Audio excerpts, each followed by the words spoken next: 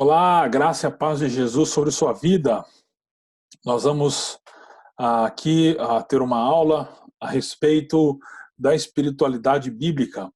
Vamos falar sobre os fundamentos, basicamente os três fundamentos para a espiritualidade bíblica. Você é muito bem-vindo aqui com a gente. Oremos. Pai Santo, tema tão propício, tão importante sempre, e que em nossa simplicidade, singeleza, limitações do Teu Espírito Santo, através da tua santa palavra, fale aos nossos corações, Senhor. Em nome de Jesus, amém. Bom, vamos dividir para que vocês tenham acesso. A gente vai usar o PowerPoint para ficar mais fácil. Eis aí o PowerPoint. E aqui vamos nós. Vamos falar então sobre espiritualidade bíblica, um tema sempre muito atual, especialmente nesse tempo de pandemia, que temos que lidar com alguns esqueletos no armário, certo? E alguns deles não são fáceis de enfrentar, mas isso é bom, que nos faz lembrar, que nos alerta a respeito de uma vida de caminhada com Jesus, que é muito importante. Eu vou além disso, é fundamental, não só em tempos de pandemia, mas em todos os momentos. Mas esse pode ser um tempo propício de algumas mudanças significativas na sua vida, e eu espero que isso aconteça. Então nós vamos falar sobre espiritualidade bíblica, os fundamentos da espiritualidade bíblica. Uma introdução rápida.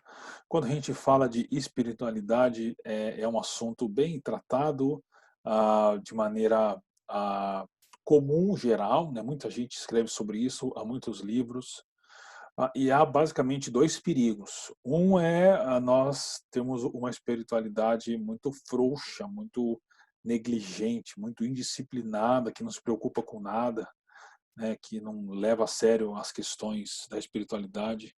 Eu acho que nós, reformados calvinistas, corremos um grave risco nisso. O outro perigo é uma espiritualidade legalista. Também corremos esse risco, acho que um pouco menos, mas também corremos. Aqueles que buscam as práticas espirituais e desenvolver uma piedade, né, ou uma devoção, são palavras sinônimas de espiritualidade, piedade e devoção, através de regras muito rígidas, e sentem-se culpados e pesados quando não conseguem cumprir. Esse é um problema também. Então, a ideia é a gente tratar dos fundamentos para se livrar desses dois erros e termos uma espiritualidade saudável, centrada na pessoa de Jesus Cristo.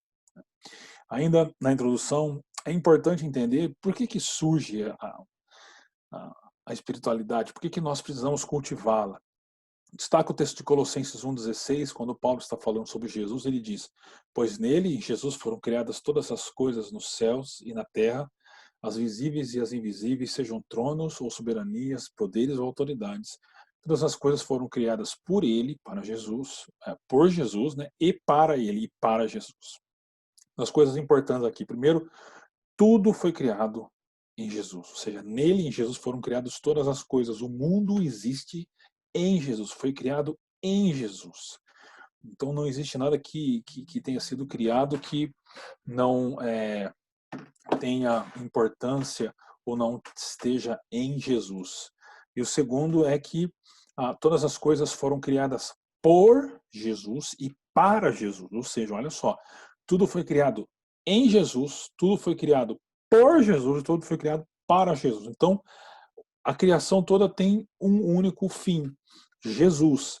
Quando a gente fala de espiritualidade, nós não estamos falando de coisas rebuscadas, difíceis, mas nós estamos falando de uma vida com Jesus, de uma caminhada com Jesus. Por quê?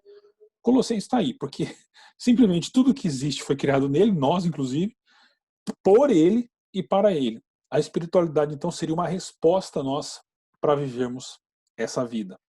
E também a gente tem que lembrar o que Paulo fala lá em Filipenses 2, 12 a 13, que ele diz: ponham em ação a salvação de vocês com temor e tremor, pois Deus é quem efetua em vocês tanto querer como o realizar, de acordo com a boa vontade dele. Então aqui é interessante porque o apóstolo Paulo exorta dizendo: ponham em ação a salvação de vocês. E ele vai dizer que Deus é que faz tudo, mas olha essa tensão entre realmente Deus é que faz tudo, mas nós precisamos pôr em ação a nossa salvação.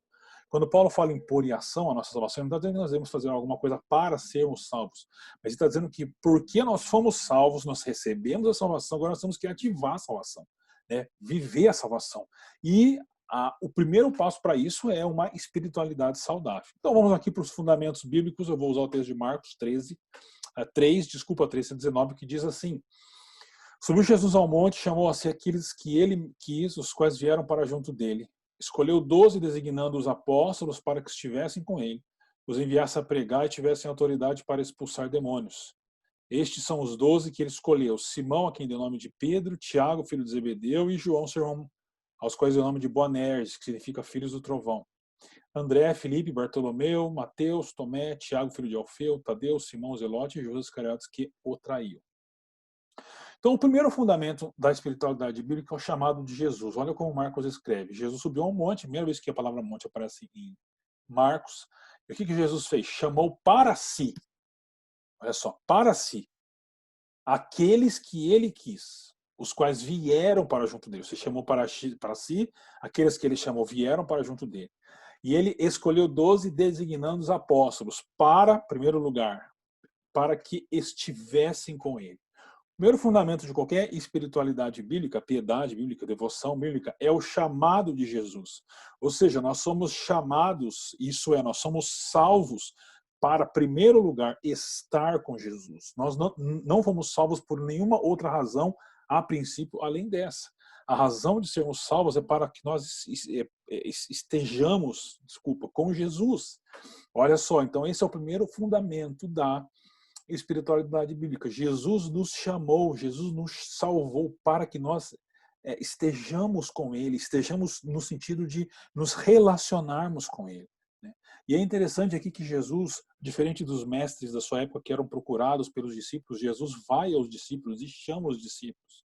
É assim que ele faz com a gente até hoje. Ele vai até os seus discípulos e discípulas e chama essas pessoas pelo chamado do Espírito Santo para a salvação. Para quê? Para estar com ele, né? E é interessante que esse verbo, ele quis, existem basicamente dois verbos em grego para denotar desejo. Tem um que não é tão forte assim, mas é um desejo exercido, mas o verbo aqui usado dá a ideia de um desejo carregado de emoção. Um desejo realmente que foi movido por um sentimento maior. E é esse o que Marcos escreve aqui, ou seja, Jesus chamou o que ele quis, aqueles que ele quis, e esse desejo de Jesus é um desejo realmente muito forte e cheio de amor, de emoção. Também é interessante que chamou para que estivessem com ele. Esse verbo vai acontecer em Marcos, de novo, só em 5:18, quando narra Jesus expulsou o demônio lá do Gadareno, né, o Genezareno, e ao final ele diz, permita com que eu esteja com você. Ou seja, a ideia de estar com Jesus em Marcos é uma ideia de discípulo ou de discípula. São esses que estão com Jesus, aos pés de Jesus, depois de terem sido chamados, né, libertados e chamados para ele. E o que é isso? Nada mais, nada menos que uma retomada do que acontecia no Éden. Lá, quando Gênesis narra a queda, ele fala que Deus visitava a humanidade, o primeiro casal, na viração do dia, para estar com ele. E que tal ponto, queridos? Para que nós somos criados? Para a glória de Deus, e isso significa, primeiro, nos relacionarmos com Deus, nos relacionarmos com Jesus. Então, o primeiro fundamento da espiritualidade bíblica é o chamado de Jesus. Jesus nos chama, nos libertou, nos salvou e nos chama para, primeiro, estarmos com Ele. Esse é o primeiro fundamento da espiritualidade bíblica. E o segundo é a aceitação de Jesus. É interessante que Marcos dá o nome dos 12, e os outros apóstolos também fazem, mas porque eles entendem, então, que Jesus aceita esses discípulos. Olha só como ele dá o nome. Simão, a quem deu o nome de Pedro, ou seja, dá o nome de Pedro, né? Tiago, filho de Zebedeu, e João, seu irmão, o qual deu o nome de Boanerges, que significa filho do trovão, ou seja, tem a família dos dois, e até tem um temperamento, né? Filho do trovão, porque eles eram... Tiago, geralmente, é meio assim, né? Também tem André, Filipe, Bartolomeu, Mateus, Tomé, Tiago, filho de Alfeu, mais família, Tadeu, Simão, o Zelote, ou seja, era um fanático, né, de uma seita judaica, com sangue no zóio, como a gente diz, faca na caveira, e Judas Iscariotes, que o traiu, mas Jesus chamou também. Então, olha só como esses nomes são dados assim em meio a famílias e características. Isso significa que Jesus não chama santos. Jesus chama pecadores, pessoas com histórias ruins, com histórias feias, com pecados, com manchas na vida, na história. Mas é esse tipo de gente, como esses apóstolos e como eu e você, que Jesus graciosamente chama para serem seus discípulos e discípulas. Por quê? Porque ele nos aceita. E por isso o segundo fundamento da espiritualidade bíblica é a aceitação de Jesus por graça e por misericórdia. Nada em nossas vidas, nossa história, em nossa personalidade pode nos manter longe do Senhor Jesus Cristo. Isso é bom demais. Isso cumpre uma profecia de Isaías 4:43:1. Não temas, pois eu o resgatei, ou eu chamei, né? Eu chamei pelo nome, você é meu. Deus é aquele que chama cada um pelo nome, porque além da aceitação, isso significa que ele conhece a cada um de nós. Cada um de nós é conhecido por Deus pelo nome, isso significa conhecido pessoalmente por Jesus. E é nesse contexto de conhecimento que Jesus nos aceita como nós somos. Então vai vendo que a espiritualidade bíblica não brota em nós, brota em Jesus, no chamado de Jesus e na aceitação de Jesus. E a terceira, e aí você tem que notar que até aqui não tem nada para fazer assim um serviço, né? Estar, show chamado e aceitação. Só agora, o terceiro fundamento é o envio. Por quê? Porque a espiritualidade também não é só passiva, no sentido de estar, mas é também ativa no sentido de ser enviado e de servir. Então ele diz, ele escolheu 12 designando os apóstolos para que estivessem com ele e os enviasse a pregar e tivesse autoridade para expulsar demônios. Duas coisas, pregar e expulsar demônios, ou seja, testemunhar e enfrentar as trevas. Mas olha só como essas duas atitudes são resultado, são consequência do chamado e da aceitação de Jesus. Mas a espiritualidade cristã também gera obras, gera atitude. Quais são elas? O testemunho, seja falado, seja em vida, e o confronto com as trevas, que nós estamos em guerra, realmente, né? E aí que está o ponto. Nós somos chamados por Jesus, aceitos por Jesus e enviados a testemunhar e a enfrentar as trevas. E nós voltamos para estarmos com Jesus, para experimentarmos o amor, a aceitação de Jesus, e voltarmos para testemunharmos e enfrentarmos as trevas. Essa é a nossa vida, né? Esse é o ciclo que a gente vive de espiritualidade bíblica. Então é interessante que o envio é uma consequência do relacionamento com Jesus e não o contrário. E aqui é um problema grave, porque muita gente quer servir Jesus fazendo, mas se esgota, cansa. Quanta gente na igreja eu já ouvi fazer isso? Eu estou cansado, eu não aguento mais, né? Porque faz sem se relacionar com Jesus. É a história do filho mais velho, da parábola do pai, né? Do pai pródigo, não é do filho pródigo, é do pai pródigo lá em Lucas.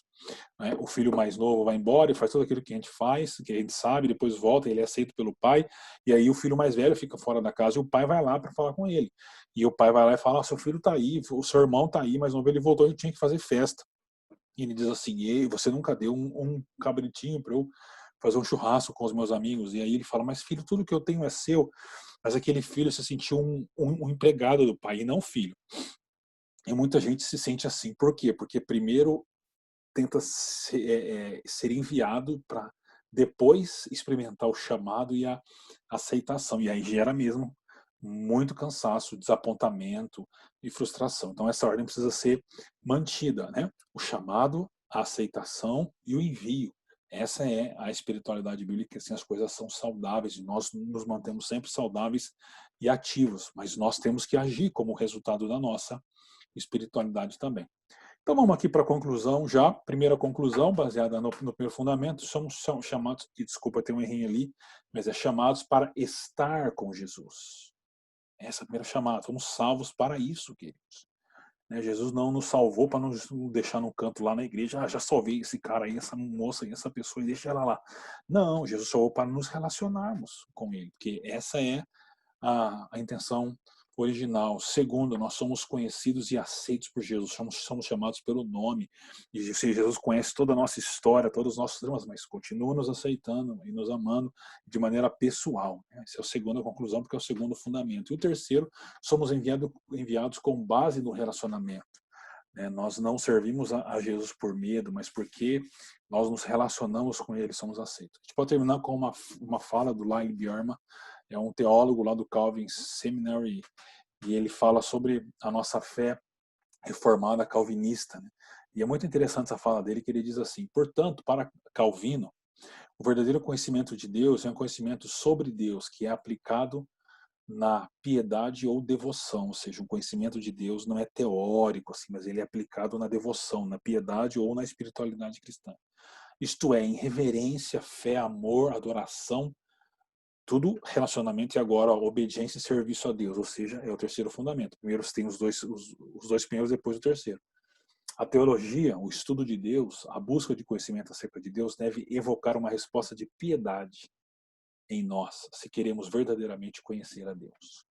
Que Deus te abençoe profundamente, querida, e que você tenha uma espiritualidade bíblica com raízes profundas nas Escrituras e que tem origem na pessoa e na obra de Jesus Cristo por nós. Tá bom? Deus te abençoe em nome de Jesus. Amém e amém.